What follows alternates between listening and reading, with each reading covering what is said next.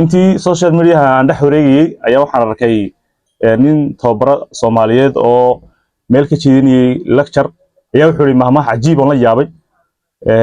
wuxuu yiri amxaaradu wax ku mahmaahdaa xabad takfiya ama xabad injira tuma garanay Soomaaliyeed wax u taqaanto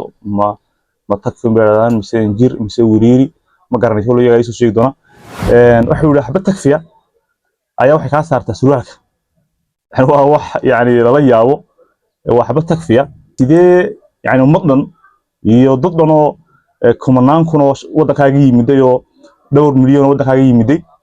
sideena yani danahaagii iyo arimahaageena ka kala daadin karin waxay xabad takfiya qabatay miyay qaban kari waayay intaas oo milyan oo qof oo naga duwan oo dhulkeena yimiday yani waa maamaha marka loo fiirsado isweydiin mudan oo dul istaag mudan bal maamada u fiirso aad maxaa kaga baxay anu xarjinay insha Allah inuu ilaahay natusin waxyaalaha fashxun ay sawirmay dhulkeena la yimiday ummada naga duwan ay soo galeen boqol sano ka bacay Soomaalidu isbedeshay qaarkood leeyahay qoomiyada halka degan leeyahay waxay sawirmay ilaahay subhanahu wa ta'ala nama tuso dhulka Soomaalidu xarjinay caruurteena inay soo gaaraan inagu aan leenahay cid kale ay degan oo maasantii